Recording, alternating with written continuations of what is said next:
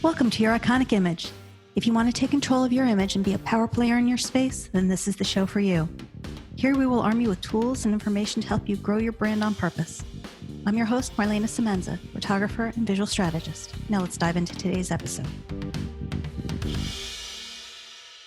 Tracy Cherpeski is a leading executive coach and leadership development expert who guides her clients to success in many areas of business and life.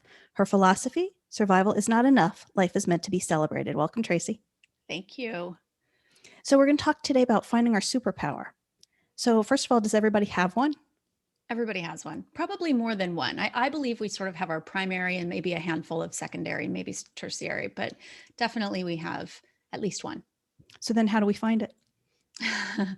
Well, it's an interesting journey to go on to decide, like, what am I great at? What do I love doing? And I think we often put that in the context of something that we can monetize or our job or something along those lines. But, I just guide clients on asking themselves questions like, okay, when I'm at my best, what am I doing? And to really kind of let that marinate, like really let it soak in and contemplate it, maybe say it out loud, hear yourself say, okay, for example, it's not my number one, but one of my superpowers is being nurturing. So when I'm at my best, I'm taking care of people in some way. Okay, cool. So then the next layer would be when I am at my best and when I'm doing that, I am doing precisely what? And then we start getting down to the nitty gritty. And, for me, it's not like healthcare type stuff. It's like, listening. I really love cooking for people. I'm a Cancer, so I love taking care of people. And, I have some clients who say, yeah, I'm at my best when I'm solving problems. If there's a riddle, if there's a puzzle that needs to be picked apart, and I'm working with a group right now, a group of women leaders. And, we played this game one day and we just kept asking the questions. And one lady said, I do it everywhere in my life. And I said, great. How can you capitalize on that? Like, how can you turn that into something that really helps you shine? And where you can, if you love, for her, it was solving puzzles. If you love solving these puzzles, how does that apply? How does that support you? How does that support the people in your life? How does that support you in work? And, how can you translate that into a marketable skill if you're looking to, get a raise or, do something else with your life? So yeah, it's a lot of fun. So how do we take that and apply it and really build on it? I think, we still need to get curious and keep asking ourselves questions. Okay. So I'm doing exactly what? So let's use the problem solvings or the riddle solving example. Okay. So I recognize that there's a challenge at work, and this challenge in particular is around, I have to say something that I can actually do. I was going to say like a software issue, and that would be the end of it. A people issue, right? Maybe there's some teammates who are not living up to the standard or something like that. Okay, but what I'm great at is asking people what they really want, where they thrive, how do they, what is it they love about what they do, what motivates them. Motivation is not an innate thing. We have to manufacture it a lot of times. And I just yesterday read this interesting thing, so I have to dig into it a little bit more, but that motivation often doesn't even kick in until we're about 5 minutes into something. So what is it? What's the thing that we could do with our eyes closed that we love, that lights us up? And how do we apply that? So if it's solving problems or it's getting to the heart of the matter, in this case, it would be, I'm going to ask a lot of questions, and I'm going to really listen to what people are saying and help them find a way forward. So if we are our own entity, if we are our own brand, if we are our own, we're it, chief cook, bottle washer, order taker, the whole bit, how do we take those things and apply them to grow that? Yeah, that's a really good question. So I think, the most important thing is to focus in on what we could do, what we would do if money were no object, and if that's part of our business, or if we can figure out how to apply that.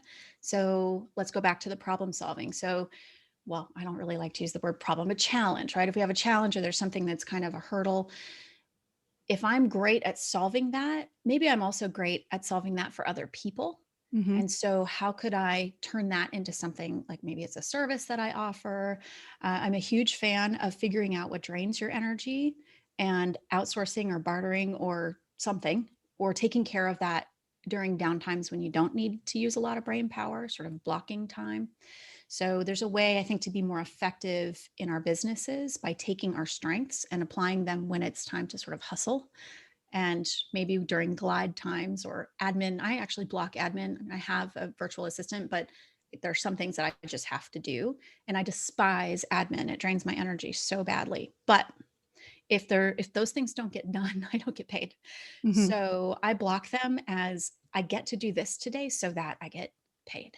I get to do Mm. this today so that I wipe it off my plate, and now I can clear out energy for that. And I block it during a time when I know I don't have, umpteen things going on. For me, sometimes it's the first thing in the morning, which seems counterintuitive, right, to the energy draining. But for me, if it's off the plate, it's out of my head. So if we have something like for you, it's admin that is so energy draining, is it, does it work to just shift our mind, or is there a point where you really need to let it go? Yes and yes. So, there's a point in time, say you're new to business or you don't have cash flow yet, or you're still building and you just need to know how that works so you know how to hire, I think is one thing. So sometimes it's important to really be in it. Um, there's a tipping point, and I believe the tipping point is when, like, you're waking up. I call it the 3 a.m. sweats. You're waking up at 3 o'clock in the morning and that's on your mind. And your heart is racing a little bit. Maybe you're sweating and your mouth is dry. You're thinking, holy expletive, how am I going to get all this stuff done? I'm so overwhelmed. So if those are the thoughts that you're thinking, I think it's amazing what a leap of faith can do. So I hired I hired an assistant during, like, in the heat of the pandemic when my business was slow. And I was like, I will pull this money out of something to be able to pay her, because it's going to clear up so much time and energy for me. So sometimes we just need to take that leap of faith if we're not quite there yet. And when we recover our time and energy, we are able to be in our superpower, in our zone of genius, doing the thing that lights us up. And really, most of the time in business also is what monetizes, so it's important to clear that energy. So let's go back to the superpower thing a Hmm. minute. What if we are just struggling to see what it is that lights us up? Can it also be the fact that we just have too much junk? Yes, absolutely. Especially now, um, we're not done with this pandemic. We've been, thrust into a totally different way of doing every single thing. So I think we don't we don't all give ourselves credit for what we've managed to do, right? We've survived this pandemic. You know, we've gotten through it. A lot of us have gotten through it with a lot of bruises and scratches, but we're here. And so, I think acknowledging that we can have gratitude and a whole pile of garbage that feels heavy at the same time, I think is really important. And it helps take the heaviness off of having to be a certain way. I think, as a coach, I love my industry, and I believe that the personal development world has done a bit of a disservice with this toxic positivity. I think we need to recognize that sometimes things just suck, and I think when we do that, it's super liberating, and then we can clear a path. Mm-hmm. Yeah, it's okay to say that things aren't okay. Yeah. And we can simultaneously be okay and not okay. I think Mm-hmm. that's something that's been in our household, has been a big realization during this time, right? That we're okay. We're more than okay. We're thriving. And, our mental well-being has really suffered, especially for my teenagers, Mm-hmm. right? So it's okay to not be okay. And, we want to monitor how long that lasts to make sure if Right. we need any outside support. But, it's okay to just say, I'm in it right now and I don't like it. Mm-hmm. Okay. Sometimes just speaking that is like, it clears it out, or opens the door for us to take a different path if we need to, or a slight adjustment. So then how do we, is there anything that we can do get ourselves into a place where we can then clear out the junk a little bit so we can discover what it is that we do love and lights us up. Yeah, I'm a huge fan of journaling. I feel like it's a great way to brain dump. We hold a lot of things in our head, and sometimes we just need to clear, just get it all out. When I first started journaling, so a million years ago, I was in the middle of a pretty messy divorce, and I had no idea how much negative junk I was holding on to in my head and all the thoughts that I was thinking regularly until I started dumping them into my journal. And then I took that journal and burned it because it was pretty filthy. I was like, but I felt lighter. And the next round of journaling got more interesting for me. It was important to do that work. I cleared out all the negativity, all the, frustration that I was having, the negative thoughts I had toward my former spouse, the negative thoughts I had toward myself, the negative thoughts I had toward God and the universe for that situation, all the stuff that was holding me back. After a while, when I cleared that, then I just started getting more like creative and, oh, I'd like to do this. Ooh, I haven't kayaked in forever. I'd love to go do that. And like just interesting little things started popping into my journal. And so I believe, if we can kind of clear the decks in some way, that's one way to do it. If you're not a fan of journaling and you're more like you need to physically move your body, then go for a walk, get outside, get in nature. If you don't like nature, go walk on the sidewalk, something, move your body in some way. If you like to be still, I love the idea of sitting on the ground with your back to a tree. Just like Mm. be still, be with nature and see what comes up and allow that, all of it to come up and rise. Cause I think we're carrying around a lot of stuff, and Mm-hmm. one of the first things I do with clients, my private clients, when I start working with them is like, get out of your head, get out of your head, get out of your head, get out of your head, get out of your head, and then get out of your head a little bit more. Mm-hmm. So write it down, talk it out, voice message. One of my clients doesn't like to handwrite. He's a doctor. So he voice messages his journaling. And then he goes back and looks at it. It's like, wow, I had a lot going on in there. Yeah. So, yeah. It's interesting that you bring up journaling because several years ago, I remember I read a book called The Artist's Way. And in that book, they recommend every morning, as soon as your feet hit the floor, before you have time to clear your head or anything like that, write for like I think it was a solid 10 or 15 minutes. Yep. And what they said was that in those writings, you will eventually see patterns come up. And those are usually patterns that you need to either address or follow. Right. Interesting. And it's so funny because when you say patterns, even though what I do for a living is pattern recognition, good, bad, or indifferent, my mind automatically went to negativity. So Mm. I thought that was kind of interesting, right? But you either deal with it or follow it, which I think is incredible advice because sometimes we don't know what our zone of genius is or what our superpower is because we don't get asked those questions. If we grew up in the traditional school system, we were taught to be good listeners, good workers, compliant, agreeable, go to college or go to a trade school, get some kind of something, and then go get a job. That's Mm. what we're taught. And it's not a terrible system, but it doesn't work for everybody. And it certainly doesn't open our minds to what else could be. So Right. just asking ourselves, like, gosh, I always find myself gravitating toward X, Y, and Z. Hmm. Get curious. I love the awe question and what else. Just keep going until you run out of answers to the Okay, so I really like, I don't know, cooking. Cool. What else? Well, why? Oh, I like food. Okay, what else? Oh, it's creative. Okay, what else? I like working with my hands. And what else? And you go, excuse me, you go until you exhaust that. And maybe there's something in there. Mm. Maybe it has nothing to do with cooking and everything to do with being, being the master of something and creating something. So maybe then that develops into something else.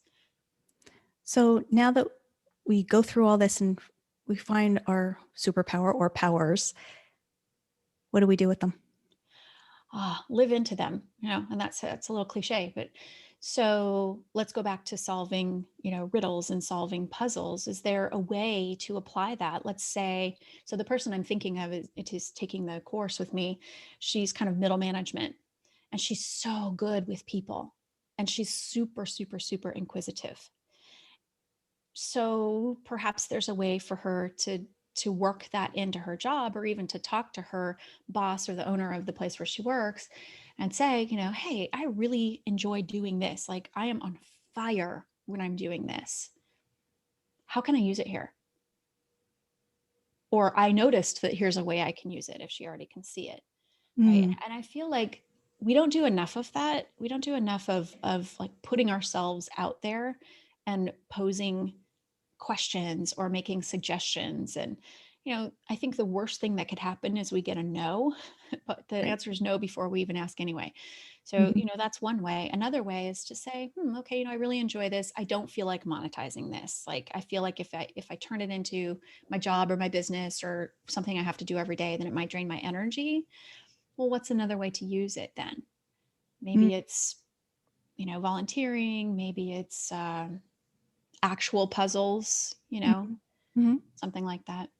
And you actually brought up an interesting point, because it's easier, I think, to use whatever that skill is or whatever that superpower is for ourselves and apply it, because we have more freedom to do that. But when we are employed for somebody else, how do we bring that up and say, listen, I've discovered that I'm really good at this, without, how do we have that conversation? How do we initiate? Yeah.